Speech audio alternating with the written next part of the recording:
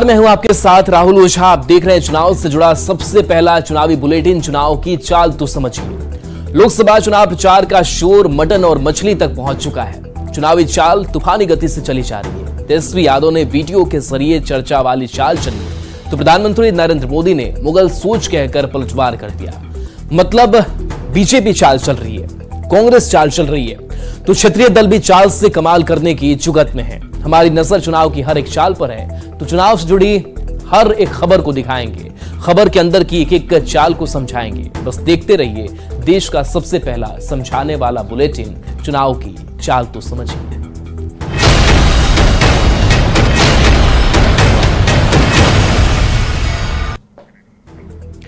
पूर्व कांग्रेस नेता आचार्य प्रमोद कृष्णम ने न्यूज 18 से एक्सक्लूसिव बातचीत में बतलाया कि किसके इशारे पर कांग्रेस दफ्तर में सीताराम केसरी का अपमान किया गया और उस अपमान का 10 जनपद कनेक्शन क्या था। प्रमोद कृष्णम ने भी कहा कि जो हाल सीताराम केसरी का हुआ, वही हाल कुछ दिनों में मल्लिकार्जुन खड़गे का होगा।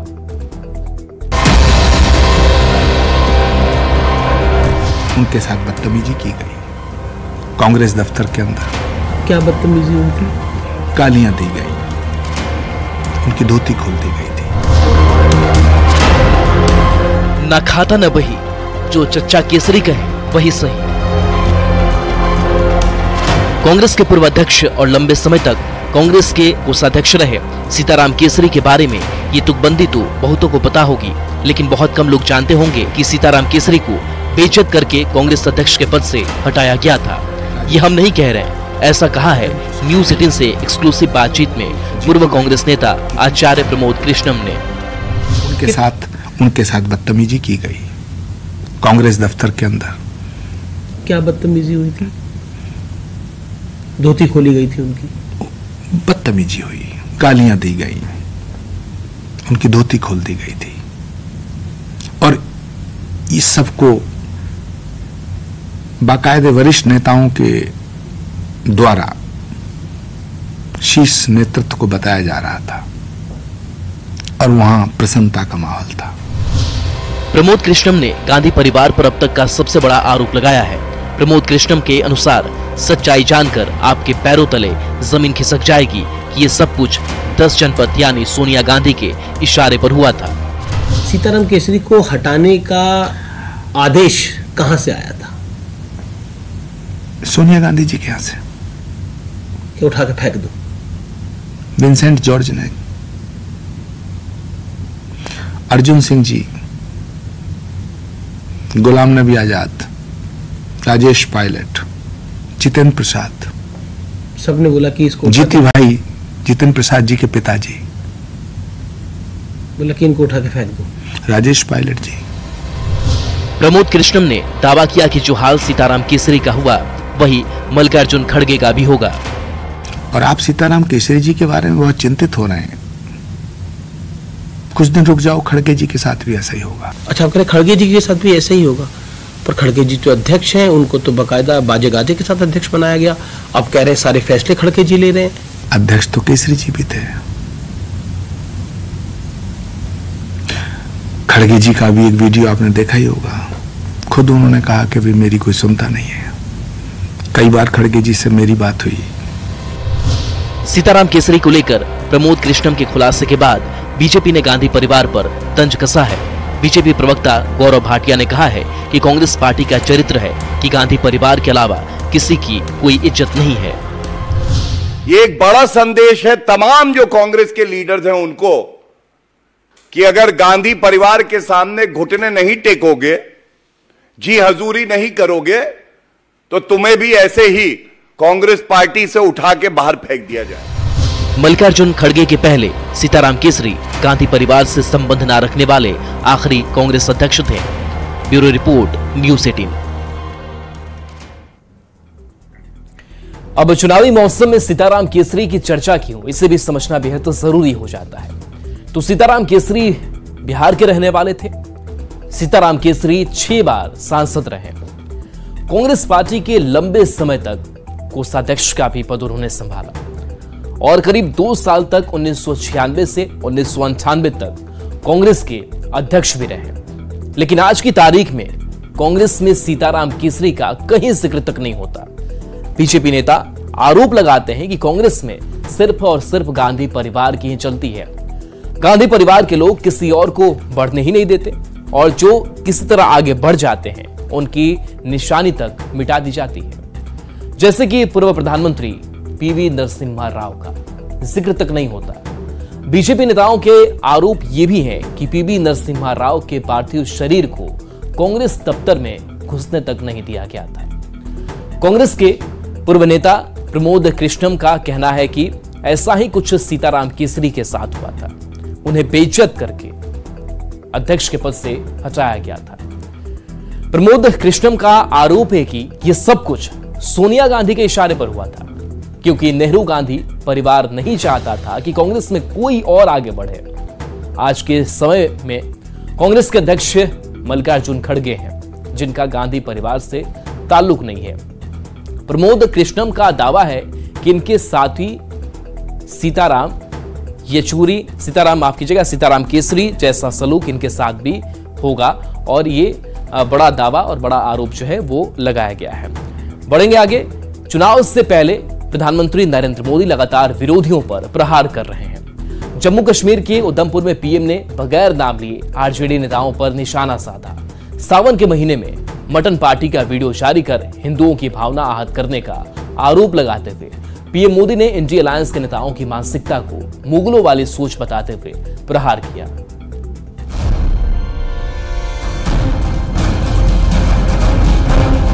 मुजरिम के घर जाके सावन के महीने में मटन बनाने का मौज ले रहे हैं। इतना ही नहीं, उसका वीडियो बना करके देश के लोगों को चिढ़ाने का काम करते हैं। प्रधानमंत्री नरेंद्र मोदी जिस मटन पार्टी की बात कर रहे हैं वह वीडियो दरअसल पिछले साल सावन महीने का है, जब दिल्ली में मिसा भारती के आवास पर आरजेडी प्रमुख लालू प्रसाद और तेजस्वी यादव के साथ मटन रेसिपी सीखने पहुंचे थे राहुल गांधी, जिन्होंने मटन के जायके की तारीफ करते हुए इस वीडियो को अपने सोशल मीडिया साइट पर पोस्ट भी किया था। हाल ही में तेजस्वी यादव हेलीकॉप्टर में मुकेश सहनी के साथ मछली खाते भी एक वीडियो पोस्ट किया था, जिस पर सियासत काफी गर्म हुई। अभी नवरात्र चल रहा है, ऐसे में प्रधानमंत्री विरोधियों पर निशाना साधने का कोई मौका नहीं छोड़ते। जम्मू कश्मीर के दौरे पर उधमपुर पहुंचे पीएम ने लगे हाथ विरोधियों पर मुगल मानसिकता से ग्रसित होने का गंभीर आरोप लगाया। इन्हें लोगों की भावनाओं से खिलवाड़ करने में मजा आता है। सजा कोर्ट ने जिसको सजा की है, जो जमानत पर है, ऐसे एक मुजरिम के घर जाके सावन के महीने में मटन बनाने का मौज ले रहे हैं। इतना ही नहीं, उसका वीडियो बना करके देश के लोगों को चिढ़ाने का काम करते हैं।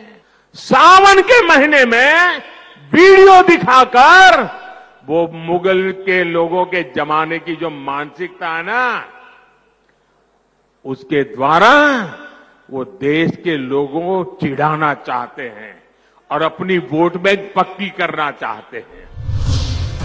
चुनाव से पहले नए नए मुद्दे पर नेता एक दूसरे पर निशाना साध रहे हैं। ऐसे में जिस तरह से प्रधानमंत्री ने जोरदार तरीके से विरोधियों को निशाने पर लिया है, चुनाव से पहले नॉनवेज खाने पर जिस तरह से सियासत गरमा रही है, आने वाले दिनों में सियासत बेहद तल्ख होगी, इसमें कोई दो राय नहीं। Bureau report, news 18। अब मुगल सोच पर मोदी के प्रहार को समझिए। सावन के समय आरजेडी अध्यक्ष लालू प्रसाद का मटन बनाते वीडियो सामने आया था। लालू प्रसाद राहुल गांधी को मटन बनाना सिखा रहे थे। अभी हाल ही में नवरात्र के पहले दिन तेजस्वी यादव का मछली खाते वीडियो सामने आया था। हालांकि तेजस्वी का यह वीडियो नवरात्र से पहले यानी 8 अप्रैल का था। बाद में तेजस्वी ने आरोप लगाया कि वो बीजेपी नेताओं का आईक्यू लेवल चेक कर रहे थे। पीएम ने इस मामले पर पलटवार किया।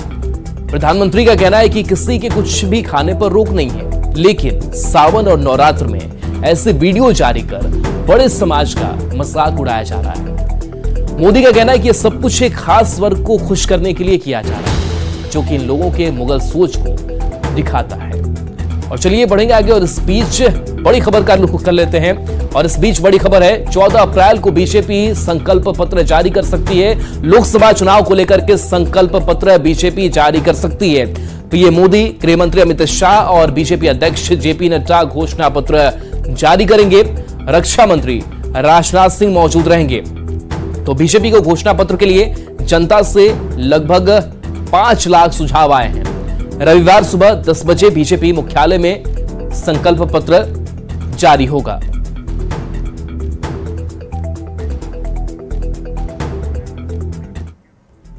बिहार के मुख्यमंत्री नीतीश कुमार पहली बार हाईटेक बस से चुनाव प्रचार के लिए निकले। नवादा में विवेक ठाकुर के लिए वोट मांगने जाते समय नालंदा सहित कई जगहों पर सड़क के किनारे खड़े समर्थकों ने सीएम नीतीश का जोरदार स्वागत किया। नीतीश के बस से प्रचार पर राजनीतिक बयानबाजी भी तेज हो चुकी है।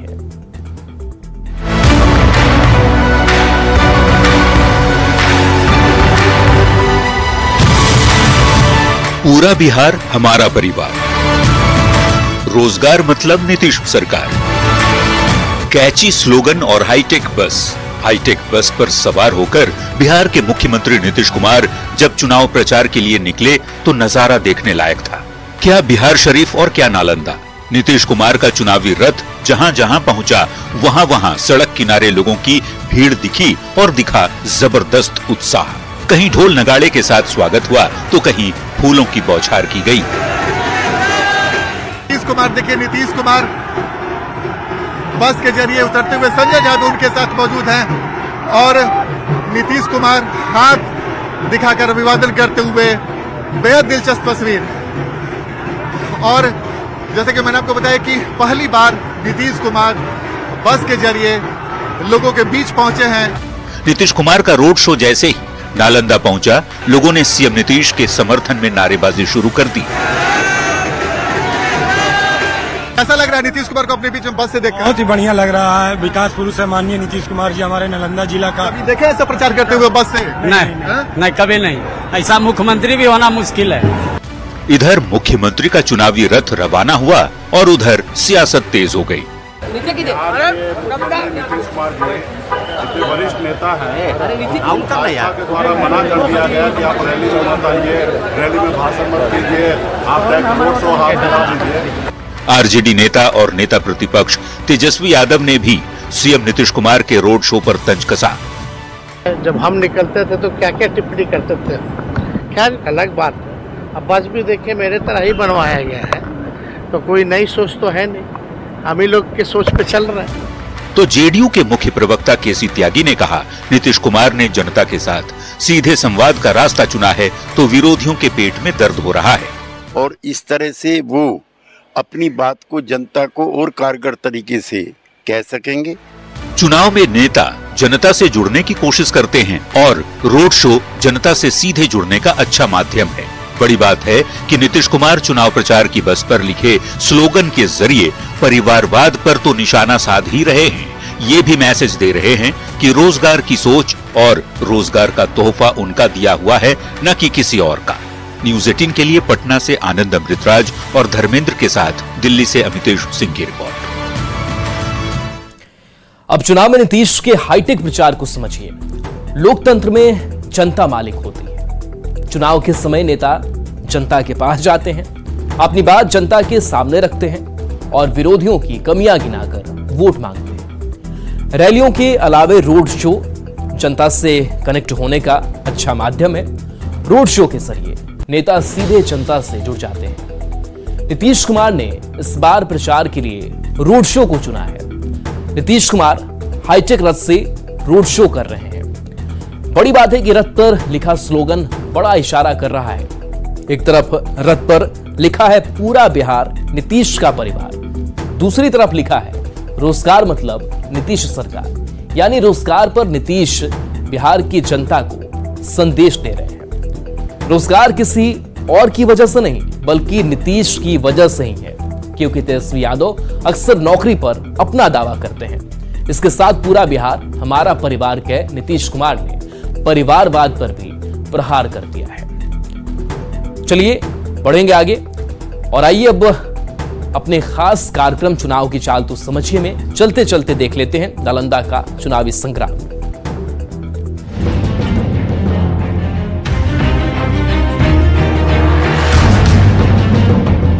जहां महावीर को मोक्ष की प्राप्ति हुई, जहां बुद्ध ने सम्राट अशोक को उपदेश दिया, जहां दुनिया का सबसे प्राचीन आवासीय विद्यालय और सबसे बड़ी यूनिवर्सिटी थी, उस जगह का नाम है नालंदा।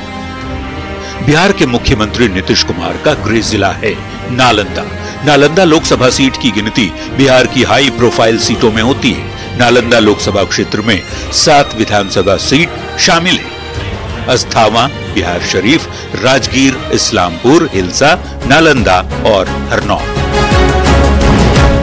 नालंदा लोकसभा क्षेत्र में कुल मतदाता 22,77,790 हैं, जिनमें पुरुष वोटर 11,90,941, जबकि महिला वोटर 10,86,779 हैं, जबकि ट्रांसजेंडर वोटर 70 हैं।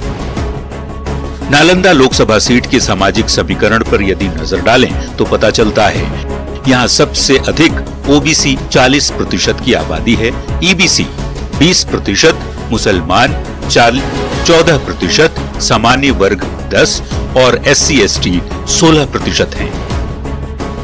अगर नालंदा सीट पर जातीय वोटों के गुणागणित पर नजर डालें तो पता चलता है यहाँ सबसे ज्यादा कुर्मी जाति के वोटर हैं, उसके बाद यादव वोटर हैं और तीसरे नंबर पर कुशवाहा यानी कोयरी जाति का वोट है।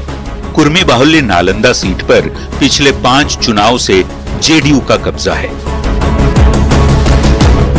2004 में नीतीश कुमार जेडीयू से जीते, 2006 में रामस्वरूप प्रसाद जेडीयू से जीते, 2009 में कौशलेंद्र कुमार जेडीयू की टिकट पर जीते, तो 2014 में कौशलेंद्र कुमार ही जेडीयू से और फिर 2019 में भी कौशलेंद्र कुमार जेडीयू से सांसद बने। एक बार फिर नालंदा सीट जेडीयू के खाते में है, जहां से एनडीए की तरफ से फिर से कौशलेंद्र कुमार ताल ठोक रहे हैं, तो दूसरी ओर इंडी अलायंस की ओर से माले के संदीप सौरभ मैदान में हैं। अब नालंदा की जनता एक बार फिर कौशलेंद्र पर ही भरोसा जताती है या फिर संदीप सौरभ को मौका देती है, 4 जून को इसका पता चल पाएगा। Bureau report, news 18। और चलिए ब्रेक का वक्त हो चला है, जल्द वापस आते हैं।